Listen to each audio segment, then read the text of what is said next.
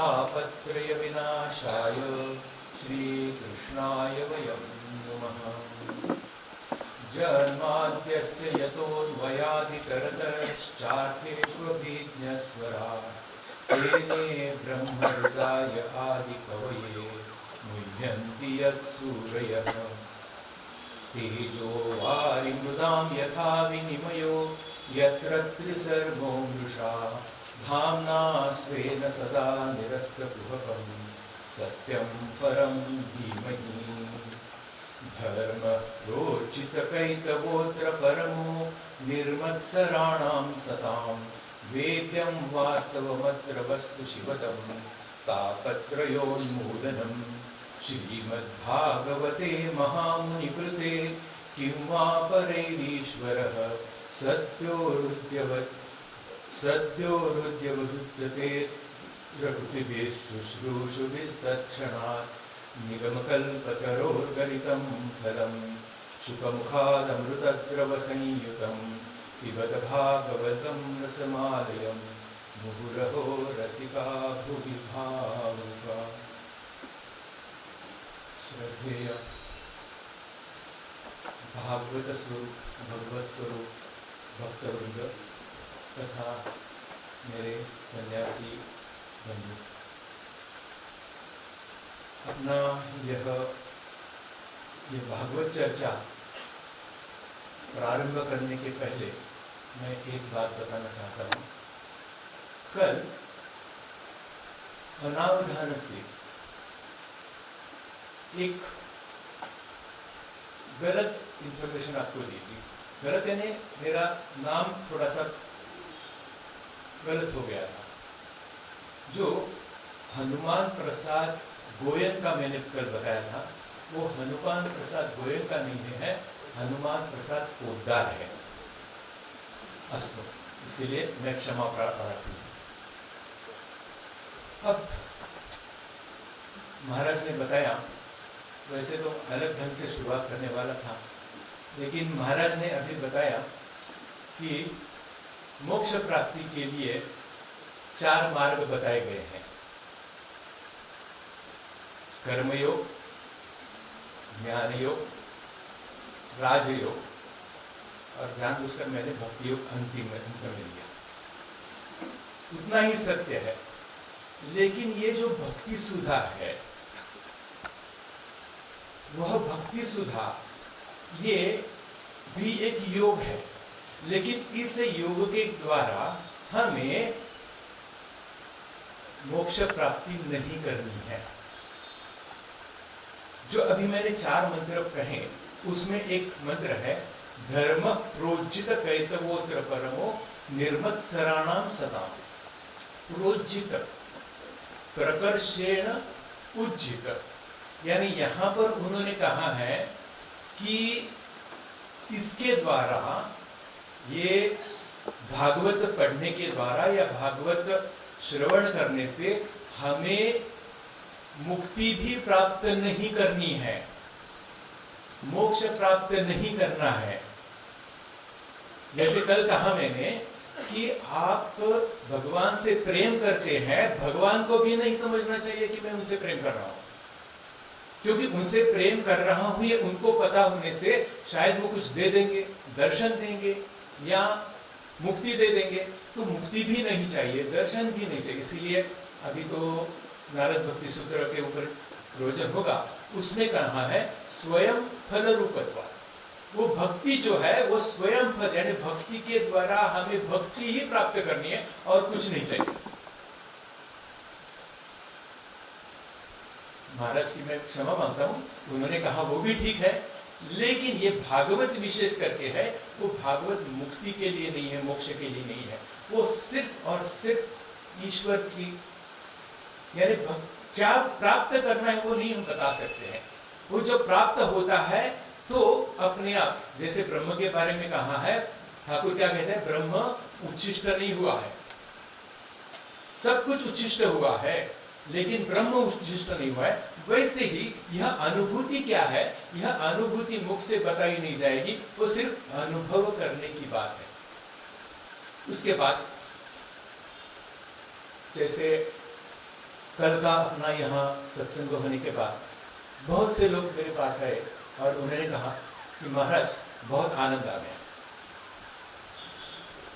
बहुत आनंद आ गया, यानी उसके पहले आपके पास आनंद नहीं था। ये आनंद आता और जाता है क्या? हर एक के पास आनंद है, आपके पास भी आनंद है, कहीं गया नहीं है। लेकिन क्या हो गया कि उसके ऊपर कुछ काई जैसा कलमश जो है वो कलमश आ गया। और जब यहाँ आने के बाद ये भागवत ध्वनि के कारण वो कलमश जब निकल गया तो आनंद वहां था ही। यहां पर कहते हैं कि प्रविष्ट कर्णरंध्रेण स्वानाम भावसरोर्हम धुनोति शमलम कृष्ण सलिलस्य यथा शरत्। जैसे बारिश में, वर्षा काल में नदी जो रहती है वो नदी उफनती हुई रहती है, बहुत पानी भरा हुआ रहता है, लेकिन उस पानी में आप स्नान कर सकते हैं, वह पानी प्राशन कर सकते हैं, जल प्राशन कर सकते हैं, क्यों नहीं कर सकते? वो मटेला रहता है, उसमें मिट्टी मिली हुई रहती है। लेकिन धीरे धीरे ये वर्षा ऋतु समाप्त हो जाती है, वर्षा ऋतु समाप्त होने के बाद शरद ऋतु आता है, तब क्या हो जाता है? वो शांत हो जाती है, और शांत होने के बाद उसका जो सलिल रहता है, उसका जो जल रहता है वो स्फटिकवत स्वच्छ हो जाता है। तो यहाँ हमारे मन में भी ऐसी बात हो गई है कि इतने दिनों से हम बाहर संसार में हैं, और वैसे देखा जाए तो अपना ये शिविर भी 3 साल के बाद हो रहा है, तो अपने आप शायद कुछ मटेलापन हमारे हृदय में, हृदय सरोवर, यहाँ पर क्या किया है, उन्होंने क्या कहा है? भाव सरोवर, भावरूपी जो सरोवर है हमारा, उस सरोवर में मानो ये मिट्टी या काई जमा हो गई है, और वो काई हमें साफ करने, जैसे पानी रहता है, ऐसा पानी समझो नल या कहीं से मिला तो हम क्या करते हैं, उसमें फिटकरी लगाते हैं। फिटकरी लगाने से कुछ समय के बाद वह साफ हो जाता है, वो जो मिट्टी है वो नीचे बैठ जाती है। वैसे ही ये जो भागवत श्रवण जो हम कर रहे हैं, उस भागवत श्रवण के कारण तुरंत क्या हो गया? प्रविष्ट कर्णरंध्रेण, कर्ण के द्वारा यह भागवत अंदर प्रविष्ट हुआ। कहां पर? अपने भाव सरोवर में, भावरूपी सरोवर में वह प्रविष्ट हो गया। और धुनोति शमलम कृष्ण, पूर्ण अंदर जो मलिनता थी वो मलिनता पूर्णतया साफ हो गई, और वहां नीचे क्या था? स्वच्छ सलिल आनंद था ही। तो कहां से आया नहीं, कहां गया नहीं, सिर्फ क्या हो गया? ऊपर साफ करने से वो आनंद प्राप्त हो गया। अभी यही विषय चल रहा है, तो और एक बात यहां पर मैं बताता हूं। वैसे तैयारी कर रहा था, तैयारी करते करते करते कुछ श्लोक मुझे याद आ रहे थे, वैसे मैं लिखते गया, तो ऐसे मैंने ठीक तरह से नहीं लिखे हैं विषय, या ऐसी कुछ तैयारी नहीं। जैसे मैंने तैयारी की थी, महाराज के कारण मैंने उसका बदल दिया। यहाँ पर कहते हैं कि ये जो कल आप हम लोगों ने सुना, यानी शिविर ही सुबह से शुरू किया, धीरे धीरे जो अपना संसार में मन निमग्न था वो धीरे धीरे धीरे ऊपर आते गया। उसके लिए आपको कुछ प्रयास करना पड़ा? कुछ प्रयास नहीं करना पड़ा, अपने आप आ गया। तो यहाँ पर कहते हैं कि भक्ति परेशानुभुतो विरक्ति अन्यत्र चैष त्रिक एक कालः प्रपद्यमानस्य यथाश्नतस्सु तुष्टि तुष्टि शुद्धपायुनुभासम। जैसे हम भोजन करते हैं, भोजन करने से हमें क्या प्राप्त हो जाता है?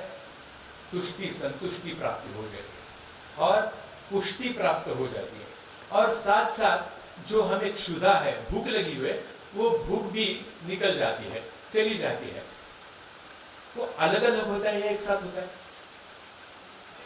अलग अलग होता है, एक साथ हो जाता है। यहाँ पर कहते हैं कि तुष्टि पुष्टि क्षुधपायुनुसागम, वो एक साथ जिस प्रकार भोजन करने से निकल जाता है उसी प्रकार कहते हैं। यानी एक एक ग्रास, जैसे मैंने प्रथम ग्रास लिया, प्रथम ग्रास लेते ही अपने आप मन में एक आनंद, तुष्टि का आनंद आ जाता है, पुष्टि का आनंद आ जाता है, और साथ साथ धीरे धीरे धीरे क्षुधा निवृत्ति हो जाती है। लेकिन ये तीनों बातें एक साथ होती है, अलग अलग नहीं होती है। पहले क्षुधा निवृत्ति हो जाएगी, उसके बाद पुष्टि हो जाएगी, उसके बाद तुष्टि हो जाएगी, ऐसा नहीं होता है, साथ साथ हो जाता है। ये वैसे ही ये भगवत भजन, भागवत जब आप सुनना शुरू कर देते हैं, कल मैंने देखा कि आप सुन रहे थे और सुनते सुनते आपके चेहरे पर एक आनंद अपने आप विराज रहा था, कुछ करने की आवश्यकता नहीं थी। जैसे आपने कहा कि महाराज खूब आनंद है, मैंने कुछ किया ही नहीं, सिर्फ भागवत का जो रस है वो आपके सामने रख दिया, आप धीरे धीरे प्राशन करते गए, और प्राशन करते करते आपके मन में आनंद का संचार होने लगा। आनंद कहाँ से आया नहीं, कहाँ से गया नहीं, था वही था, सिर्फ ऊपर की जो एक क्षुधा थी वो क्षुधा निकल गई। अब कहते हैं कि उसी प्रकार यहाँ पर भगवान की शरण लेकर उनका भजन करने लगता है, उसे पहली बात भजन के प्रत्येक क्षण में भगवान के प्रति प्रेम उत्पन्न हो जाता है। जैसे जैसे हम पढ़ना शुरू करते हैं, भागवत पढ़ना शुरू कर देते हैं, तो अपने आप प्रेम बढ़ते जाता है, हमें कुछ करना नहीं पड़ता है। ठाकुर कहते हैं ना कि पीलिया रोग हो गया है और उस समय मिश्री मीठी नहीं लगती, लेकिन उसके लिए दवा क्या है? मिश्री ही दवा है। जैसे मिश्री खाते खाते खाते अपने आप वह जो रोग है, पीलिया है, वो चले जाता है और मिश्री मीठी लगने लगती है। वैसे ही यह भगवान का नाम लेते लेते अपने आप मन में जो कलमश है, जो एक वितृष्णा है, वो वितृष्णा और संसार के प्रति जो आकर्षण है वो चले जाता है। कहते हैं कि भजन के प्रत्येक क्षण में भगवान के प्रति प्रेम, ये पहली बात। और दूसरा, अपने प्रेमास्पद प्रभु के स्वरूप का अनुभव भी आता है। आप बोलेंगे यहाँ इतने दिनों से हम कर रहे हैं, हमें कुछ अनुभव नहीं आ रहा है। आएगा, अनुभव आएगा। कब आएगा, कैसा आएगा, इसकी भी चर्चा हम करेंगे। अनुभव, और उसके अतिरिक्त, इनके अतिरिक्त अन्य वस्तुओं में वैराग्य, ये महत्वपूर्ण बात है।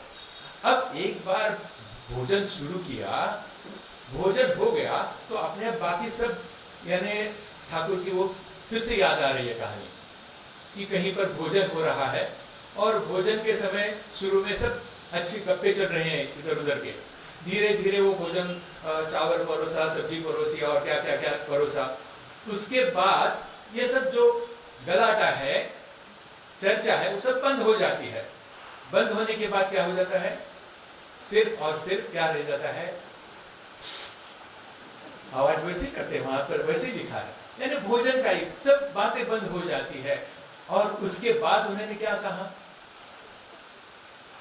बस शयन, भोजन के बाद शयन हो जाता है। वैसे ही ये बातें हैं कि बाकी सब वस्तुएं, बाकी जो सब चीजें हैं, उनके प्रति अपने आप वैराग्य आ जाता है। हमें वैराग्य के लिए और कुछ करने की आवश्यकता नहीं पड़ती है।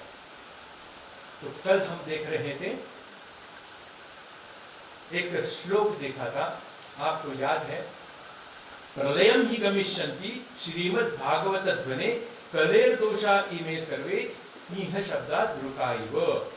और उसके बाद दूसरा श्लोक क्या था, उसकी चर्चा हम लोगों ने नहीं की थी यहाँ पर।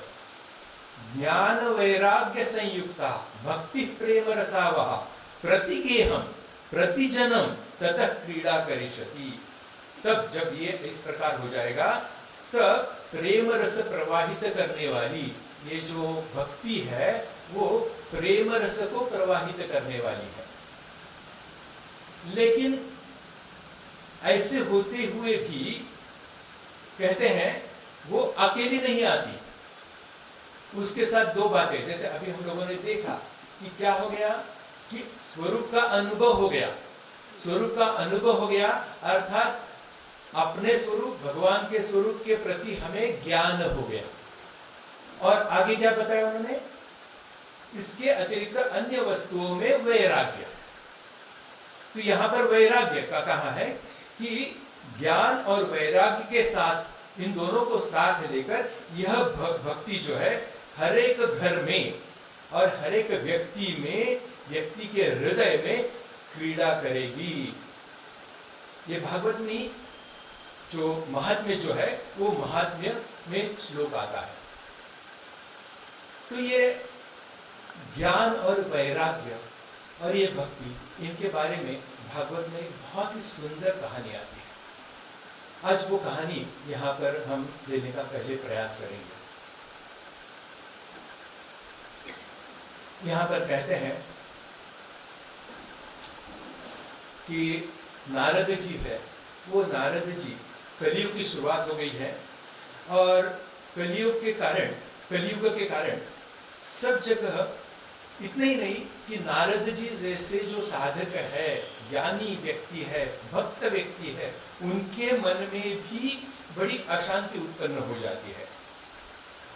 उन्होंने देखा कि सुरलोक में अर्थात देवलोक में भी भोग ही भोग चल रहा है। इसलिए नारद जी को लगा कि शायद ये पृथ्वीलोक पर कुछ भक्ति की प्राप्ति हो जाएगी, क्योंकि यही एकमात्र जगह है यहाँ भक्ति प्रचुर मात्रा में हमें मिल जाती है।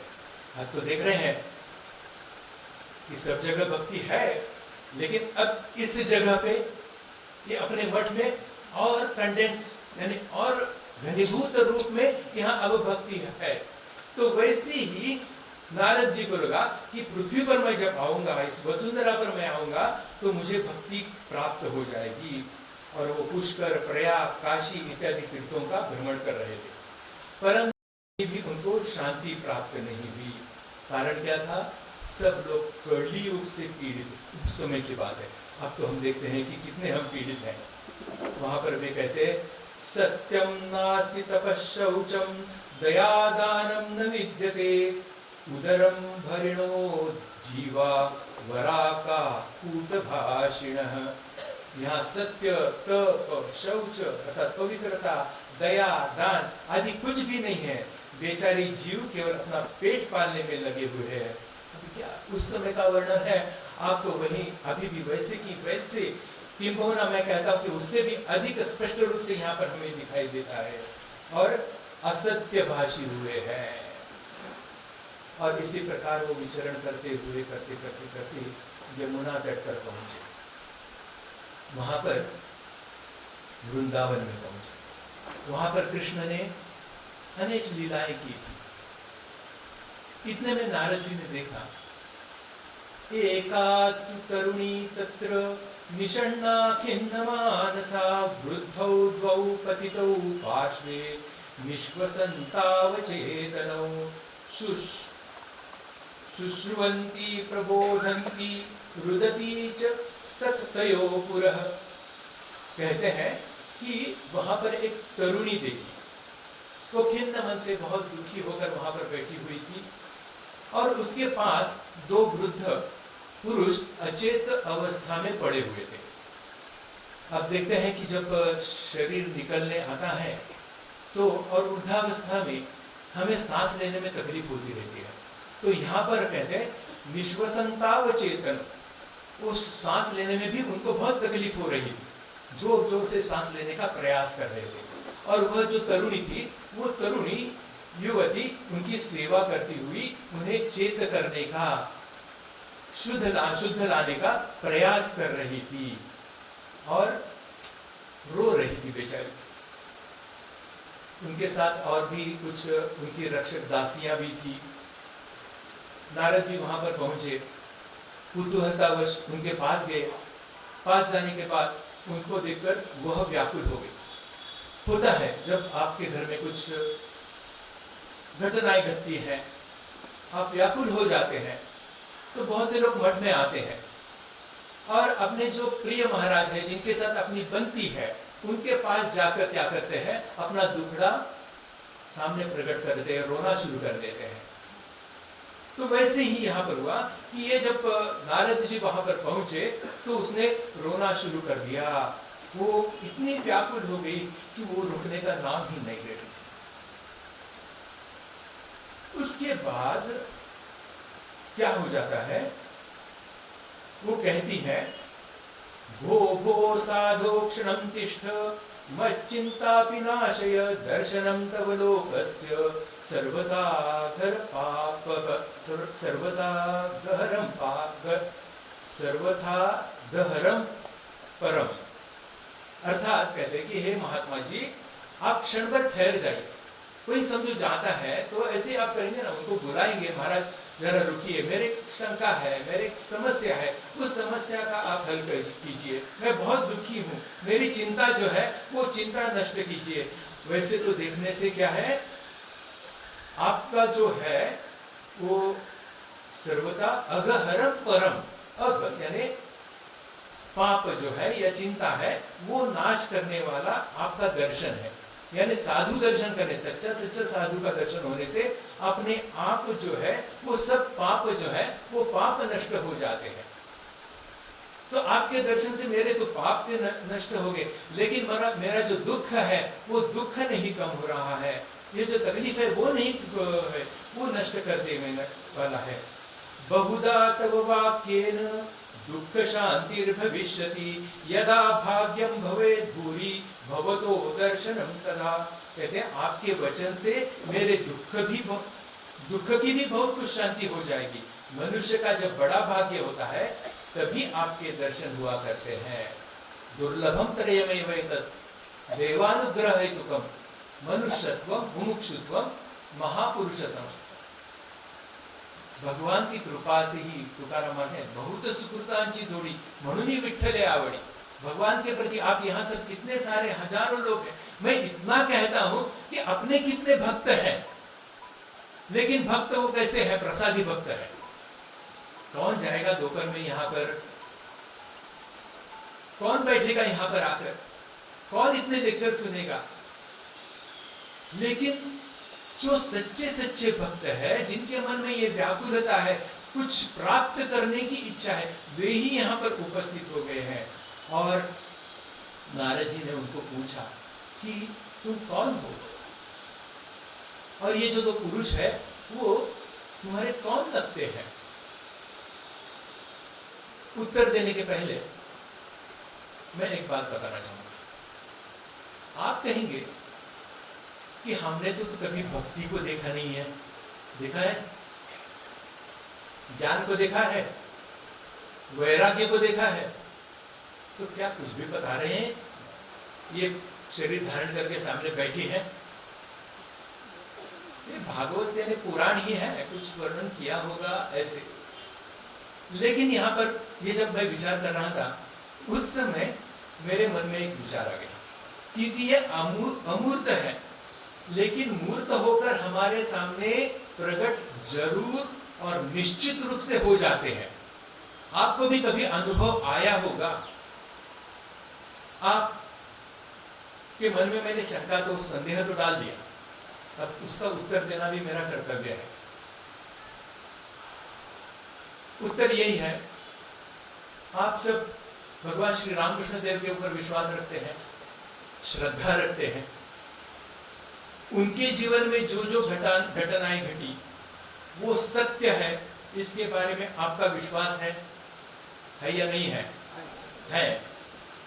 अब उनके जीवन में जो घटनाएं घटी उनके ऊपर आपका विश्वास है, और यही भगवान श्री रामकृष्ण कहते हैं कि जो राम था, जो कृष्ण था, वही इस शरीर में रामकृष्ण है। तो राम के जीवन में या कृष्ण के जीवन में जो घटनाएं घटी वो घटनाएं भी सत्य होनी चाहिए, नहीं सत्य है ही। अभी मैं एक, जैसे कल हम कर रहे थे कि ठाकुर के जीवन की कुछ घटनाएं लेकर ऐसे देख रहे थे, तो यहाँ पर हम देखते हैं ये ठाकुर जब दक्षिणेश्वर में थे, साधना चल रही थी, पूजा चल रही थी, और पूजा करते समय आपने देखा होगा यहाँ पर पूजा करते हैं कि पुजारी बैठा हुआ रहता है और कुछ कुछ ऐसी क्रियाएं करते रहते हैं। कभी मस्तक के ऊपर पुष्प रखता है, कभी कभी चारों तरफ पानी फेर लेता है। तो उसमें एक भूत शुद्धि करके आता है, उसमें अपने अंदर जो पापपुर कहाँ है, देवो भूतवा देवम यजे, यानी भगवान की पूजा करनी हो तो भगवान बनकर करनी चाहिए। तो अपने अंदर जो पाप पुरुष है उसको दग्ध करना, जला डालना, यह वहां पर एक चिंतन रहता है। तो पूजा के समय ये चिंतन करते रहते हैं कि मेरा पाप पुरुष दग्ध हो गया, और ऐसा चिंतन करते करते करते करते उनके देह में जलन उत्पन्न हो गई, क्योंकि अंदर जो पुरुष है पाप पुरुष वो जलने लगेगा, अंदर अग्नि उत्पन्न हो जाएगी, तो अपने आप क्या हो जाएगा, वो अग्नि की जो, जैसे यहाँ ऊपर सूरज तप रहा है तो हमें यहाँ पर महसूस हो रहा है, तो अपने शरीर में इतनी गर्मी रहेगी तो बाहर शरीर महसूस होगी ही। तो यहाँ पर कहते हैं कि ऐसे ही असह्य पेड़ा, उसके ऊपर तेल लगाते हैं, क्या क्या लगाते हैं, लेकिन कुछ लाभ नहीं होता है, और वे पंचवटी में बैठे हैं, और उसी समय क्या होता है, उनको दिखता है कि एक काले रंग का, जिसकी आंखें लाल है, दिखने में भयानक है, वैसा पुरुष सामने प्रकट हो जाता है। उसने शराब पी से वह बर्ताव कर रहा है, और उनके शरीर से वो बाहर निकला और इर्द गिर्द घूमने लगा। अगले क्षण क्या हो गया, एक भगवे वस्त्र पहना हुआ, काशाय वस्त्र पहना हुआ एक सौम्य दिखने में पुरुष हाथ में त्रिशूल लेकर वैसे ही शरीर से बाहर आ गया। मैं इसलिए बता रहा हूं कि ये जो ठाकुर को जो बातें दिख रही है वो हम सत्य मानते हैं, तो वैसे ही नारद जी को दिखी हुई बातें भी सत्य है। उसके मन में, हमारे मन कोई शंका संदेह नहीं आना चाहिए। अब तो क्या हुआ था कि उसने पहले वाले भयानक पुरुष पर जबरदस्त हमला करते हुए उसको मार दिया, और उस दिन से ठाकुर के शरीर में होने वाली जलन कम हो गई। अब फिर से अपने विषय पर आते हैं। यहाँ जो भक्ति है ठीक उसी तरह यह भक्ति है, ज्ञान है, वैराग्य है। वो नारद जी के सामने सशरीर जो अमूर्त है वो मूर्त होकर उनको दिखने लगे थे, और वहां पर वे कहती हैं, अहम भक्तिरितिख्याता इमौ में तनयो मतौ ज्ञान वैराग्य नामानौ काल योगेन जर्जरौ। मेरा नाम भक्ति है, ये ज्ञान और वैराग्य नामक मेरे पुत्र है, और समय के फेर से ही ये जर्जर हुए हैं। उस समय तो जर्जर थे, बाद में नारद जी ने उनको युवा बना दिया।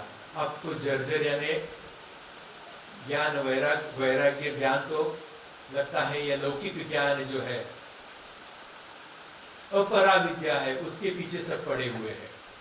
वैराग्य तो कहीं दिखने में आता ही नहीं है।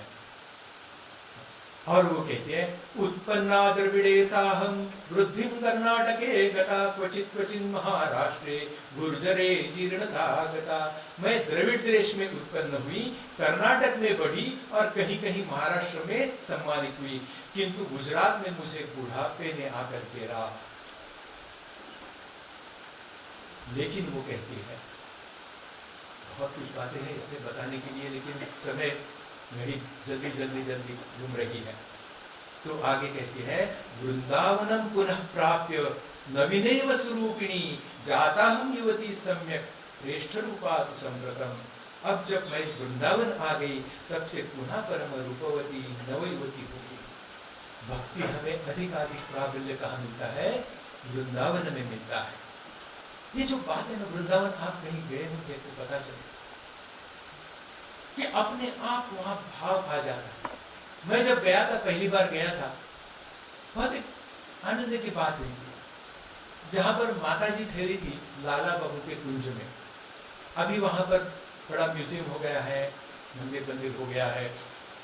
उस समय जब मैं गया था उस समय कुछ नहीं था, पुराना वो घर था, ऊपर छोटी सी सीढ़ी थी, सीढ़ी से ऊपर बाहर आजू बाजू में सब झाड़ झड़ोरा जंगल जैसा था। और वहां जाकर ऊपर शाम के समय बैठा, सामने एक खटिया थी, खटिया के ऊपर गद्दी रखी थी, उसके ऊपर माँ की एक छवि रखी हुई थी, कुछ लाइटिंग वेटिंग किया हुआ था। वहां जाकर शांति से बैठा, अंधेरा था, जब कर रहा था, और दूर से वहीं खिड़की खुली थी, वहां से मंद मंद हवा वायु समीरण बह रहा था, और उस समीरण के साथ एक ध्वनि आ रही थी, ओम नमः शिवाय, ओम नमः शिवाय। मेरा पूरा शरीर रोमांचित हो गया कि अरे मैं बैठा कहाँ हूँ, सामने कौन है, मन में क्या जप कर रहा हूँ और क्या सुन रहा हूँ। यानी माँ के सामने बैठा था, ठाकुर का चिंतन कर रहा था वृंदावन में था, कृष्ण की जहां पर लीला हुई, और वहां पर मैं सुन क्या रहा था, शिव के गुण सुन रहा था, शिव का नाम सुन रहा था। देखिए कितना रोमांचकारी वो भाव होगा। तो यहाँ पर वो कहते हैं कि ऐसी स्थिति में, ऐसी जगह पे मैं गई कि वहां जाते ही मैं युवा बन गई, युवती बन गई, लेकिन मैं तो तरुणी हो गई, लेकिन मेरे पुत्र जो है वो बूढ़े कौन है, बूढ़े क्यों है। तब नारद जी ने उनको वहां पर भागवत कथा सुनाई, और ये भागवत कथा सुनते ही क्या हो गया, वो जो बूढ़े थे वो दोनों युवक बन गए। एक बात यहां पर होती है कि जहां कहीं इस प्रकार की भागवत कथा बताई जाती है, कही जाती है, वहां कितने सारे लोग अपने आप आ जाते हैं। जैसे यहाँ हम लोग शिविर ले रहे हैं, शिविर लेते ही आप सभी लोगों ने यहाँ पर फॉर्म भर दिया और आ गए यहाँ पर, या कहीं भी यहाँ पर समाचार आता है कि फलाने जगह पे भागवत कथा है, तो अपने आप लोग भीड़ करके चले जाते हैं। लेकिन उस समय तो ऐसे कुछ नहीं था, व्हाट्सएप नहीं था, कुछ नहीं था, लेकिन अपने आप लोगों को पता चलता था कि यहाँ पर फलाने जगह पे भागवत चल रहा है, फलाने जगह पे रामायण चल रहा है, फलाने जगह पे कुछ कथा चल रही है, और लोग भीड़ करके वहां पर आते थे। तो यहाँ पर भी ऐसे ही बहुत सी भीड़ जमा हो गई, एकत्रित हो गई, और एकत्रित होती ही सब ने ये सुनना शुरू किया। कहते भागवत महिमा का कथा सुनते ही क्या हुआ, भक्ति सुतौ तौ तरुणौ गृहीत्वा प्रेमैक रूपा सहसा विरासे, श्री कृष्ण गोविंद हरे मुरारे नाथेति नामानि मुहुर्वदन्ति। वही तरुणावस्था को प्राप्त हुए, वो जो वहां पर ये उच्चारण करते शुरू हो गया, तो तरुणावस्था को प्राप्त हुए, अपने दोनों पुत्रों को साथ लिए विशुद्ध प्रेम रूपा भक्ति बार बार, यानी वो जब ये हो गए तो तरुणी भी जो थी, भक्ति थी, वो भी आनंदित हो गई, अपने दोनों भक्त जो सुत थे, पुत्र थे, उनको साथ लेकर निकल गई और बार बार बोल रही थी, श्री कृष्ण गोविंद हरे मुरारे, श्री कृष्ण गोविंद हरे मुरारे, श्री कृष्ण गोविंद हरे मुरारे। बाद में भक्ति ने पूछा कि मैं कलियुग में नष्ट प्राय हो गई थी, अपने कथामृत से सिंचकर मुझे फिर से पुष्ट कर दिया, अब बताइए मैं कहाँ रहूं। वैसे तो हमने कहा देखा कि ये मूर्त बनकर आई है, उसको है अमूर्त, तो अमूर्त होकर भी उसको कहीं रहने का स्थान चाहिए, तो वो स्थान कहाँ है। तो वहां ब्रह्मापुत्र जो थे वो कहते हैं भक्तेषु स्वरूप कर्त्री प्रेमैक धर्त्री भवरोग हंत्री, सात्वं च तिष्ठस्व सुधैर्य संश्रया निरंतरम वैष्णव मानसी। तुम भक्तों को भगवान का स्वरूप प्रदान करने वाली है, अनन्य प्रेम का संपादन करने वाली और भवरोग का निर्मूलन करने वाली हो, अथ तुम धैर्य धारण करके निरंतर नित्य निरंतर विष्णु भक्तों के हृदय में निवास करो। कहाँ निवास करना है? भगवान के भक्तों के हृदय में। तो हम सबके हृदय में वह भक्ति वास कर रही है, उसको वास करना पड़ेगा। कब कब वास करना पड़ेगा? कब वह वास करेगी?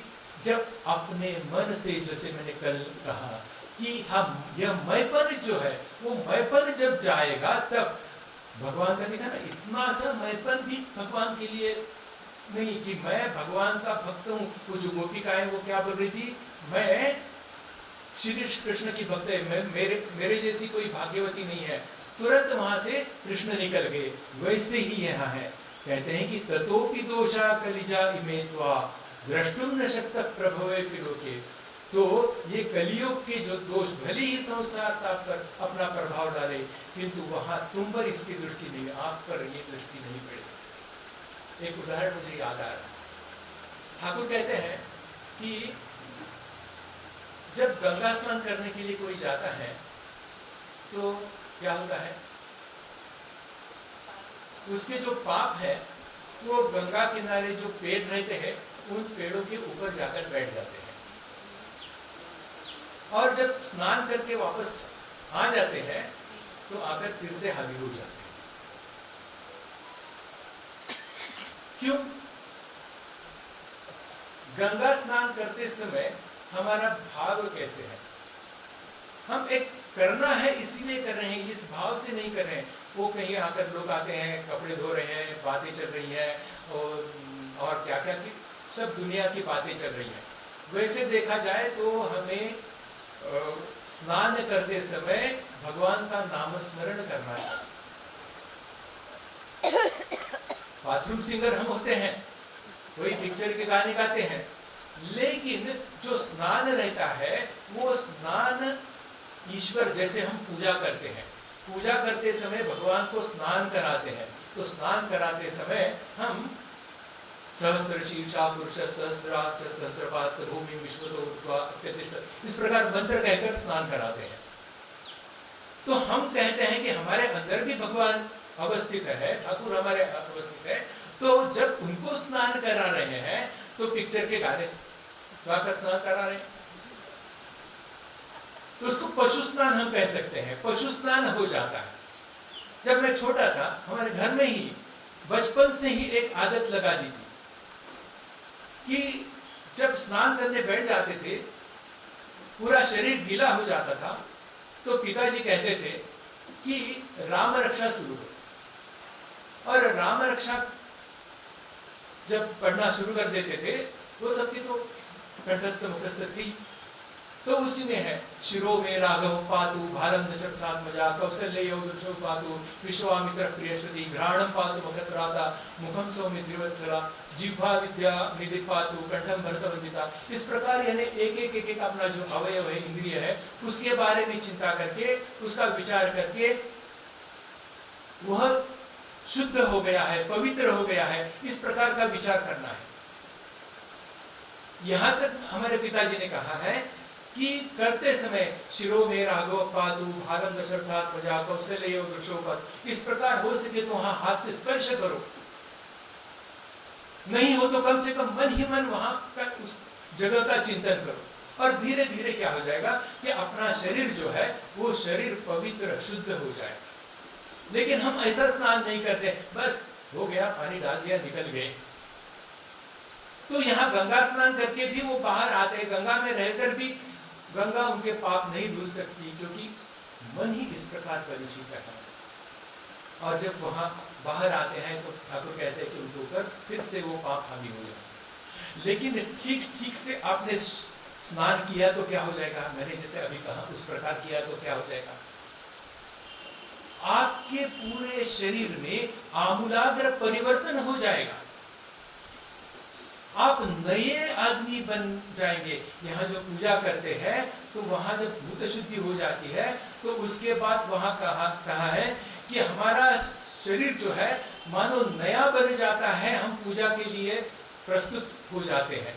तो यहाँ पर भी वैसे कहा है कि इस प्रकार जब भागवत कथा आप श्रवण करेंगे, भागवत पठन करेंगे, और ठीक तरह से जैसे हमें सुनना चाहिए उस प्रकार करेंगे, तो कहे ततोपि दोषा कलिजा इमे त्वाम प्रष्टुम न शक्ता प्रभवो पिलोके। कहते हैं ये कलियुग के दोष भले ही सारे संसार पर अपना प्रभाव डाले, है ना, हमें बाजू में सब दिखेगा कि यह कलयुग का प्रभाव है, लेकिन मैं तो भगवान का नाम ले रहा हूँ, ठाकुर का नाम ले रहा हूँ, मेरे ऊपर वो प्रभाव नहीं डाल सकते हैं।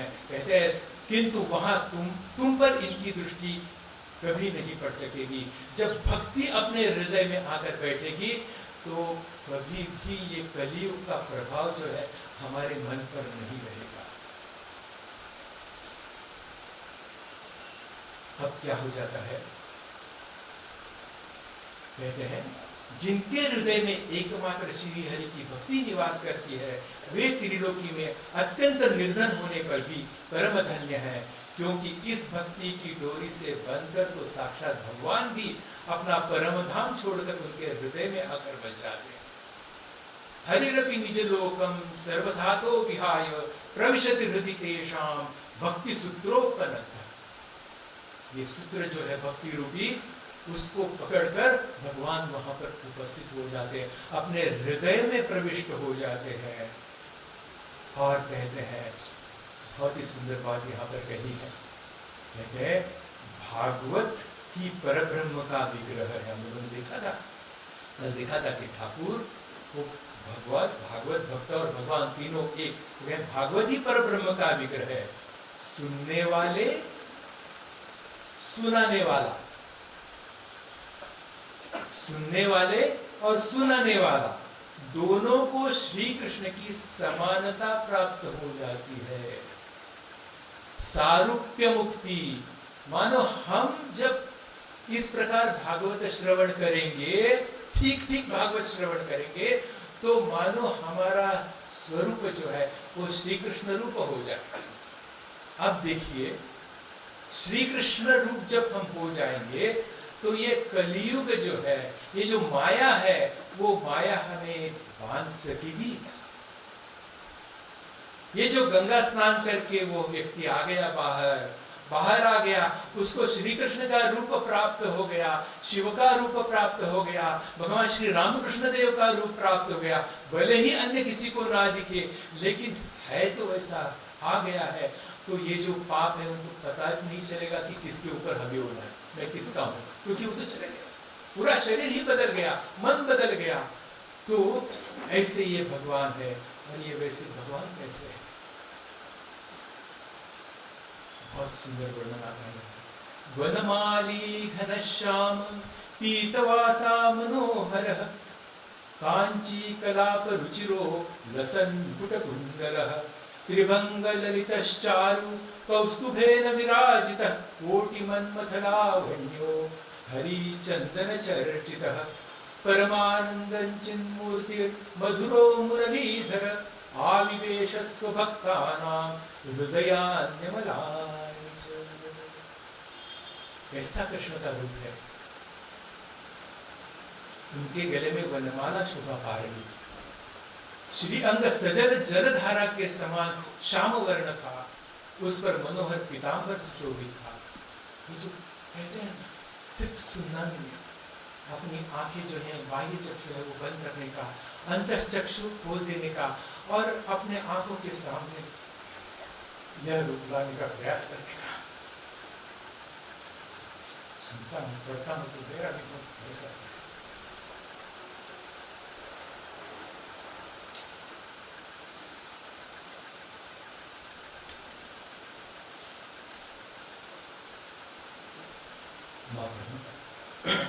उनके गले में वनमाला शोभा पा रही थी, श्री अंग सजल जलधारा के समान श्याम वर्ण था, उस पर मनोहर पीतांबर सुशोभित था, कटि प्रदेश गर्दनी की लड़ियों से सुसज्जित था, सिर पर मुकुट की लटक और कानों में कुंडलों की झलक देखते ही बनती थी।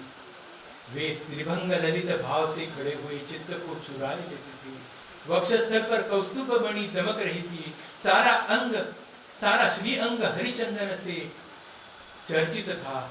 उस रूप की शोभा क्या कहे, उसने तो मानो करोड़ों कामदेवों की रूप माधुरी छीन ली थी। वे परमानंद चिन्मुखी मधुरादि मधुर मुरलीधर ऐसी अनुपम छवि से अपने भक्तों के निर्मल चित्तों में आविर्भूत।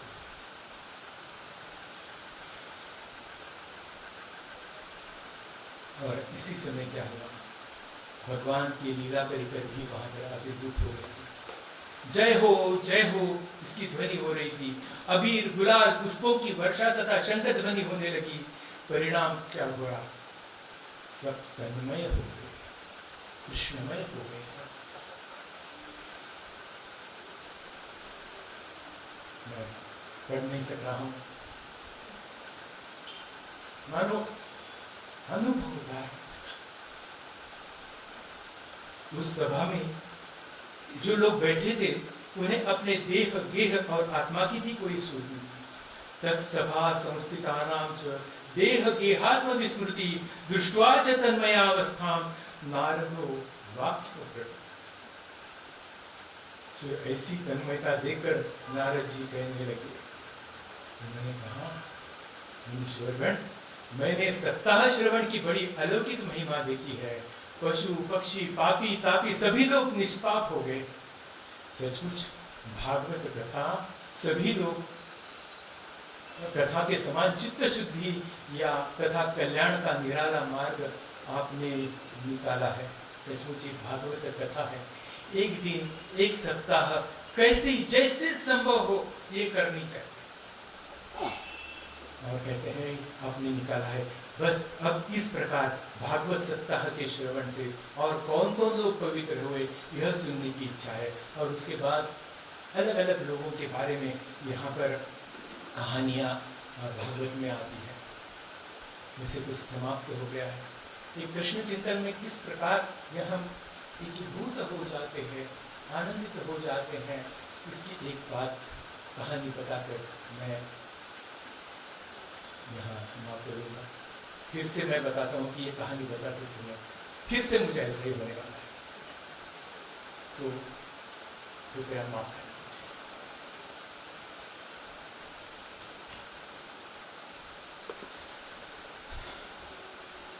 वृंदावन की कहानी है। एक दिन गौरवर्ण भूरी जटाएं बिखराए, चुटियां फहराते तेजो में बपू देवर्षि नारद, वीणा बजाते हरिगुण गाते आकाश से ब्रज में उतरे। वहां देखते क्या है? वहां देखते हैं एक गोपी बैठी हुई है। वहां उसका घड़ा जो है वो लुढ़क गया है और उसने नेत्र बंद किए हैं, पेट की रीढ़ जो है वो सीधी कर दी है और ध्यान कर रही है, ध्यान में बैठी है। देवर्षि नारद को आश्चर्य हुआ कि ब्रज में यहाँ योगिनी कहाँ से आ गई? यहाँ तो सब भक्ति भाव से पूर्ण है, यहाँ योग करने वाली कैसे आ गई? तो वहां पर वे गए और उनके नजदीक अपनी वीणा झंकृत करते हुए कहने लगे, गोविंद हरे गोविंद हरे गोविंद हरे। ये गोविंद का नाम सुनते सुनते क्या हो गया? वो गोपी का ध्यान भंग हो गया। उसने नेत्र खोले, देवर्षि नारद जी को देखकर झटपट उठकर प्रणाम किया। नारद जी ने पूछा, यहाँ यमुना किनारे एकांत में क्या तुम श्री कृष्ण का ध्यान करने बैठी थी? शायद ये कहानी भागवत में आपको सुनने को नहीं मिलेगी। चैतन्य महाप्रभु के एक शिष्य थे रूप गोस्वामी, उन्होंने संस्कृत में एक नाटिका लिखी। उस नाटिका का नाम है विदग्ध माधव। उसमें बहुत सुंदर ऐसी कहानियां बताई हुई है। तो ये जब मैंने पढ़ी तो मुझे बहुत ही अच्छी लगी। उसमें और कुछ कहानियां हैं, मजेदार कहानियां भी है। अब समय नहीं है, समय समाप्त होने आ है। तो गोपी बोली, उसका तो नाम मत लीजिए। किसका? कृष्ण का नाम मत लीजिए। बोले, मेरे मन में तो उसने ऐसा उपद्रव मचा दिया है, मचा रखा है, पूछिए मत। मैं घर लिपने लगी तो लगा कि वह लिपे भाग को रौंदता चला गया। दूध धोने बैठी तो लगा पास में बैठकर कहता है, मेरे मुख में दूध की धारा डाल। मैंने उसके मुंह में दूध धोना चाहा, सब दूध भूमि पर गिर गया। धान कूटने लगी तो लगा कि मुसल पकड़कर खड़ा हो गया है। अभी घड़ा लेकर जल भरने आई तो लगा कि उसने घड़ा पकड़ लिया है। सब मेरे मन का ही दोष है। वह यशोदा का लाडला तो मेरे पास आया ही नहीं था। मेरा मन ही मेरे वश में नहीं है। इसलिए मैं यहाँ बैठकर नंद के बेटे को मन से निकाल देने का प्रयास कर रही थी। देवर्षि नारद जी ने ये सुना तो उनके नेत्रों से आंसू गिरे। गदगद कंठ होकर वे बोले, प्रत्याहृत मुनिक्षणं विषयतो यस्मिन् मनोधिस्सते बालेयं विषयेषु धित्सति तदा प्रत्याहरन्ति मनः यस्य स्फूर्तिलवायहन्त हृदये रोगी समुत्कण्ठते।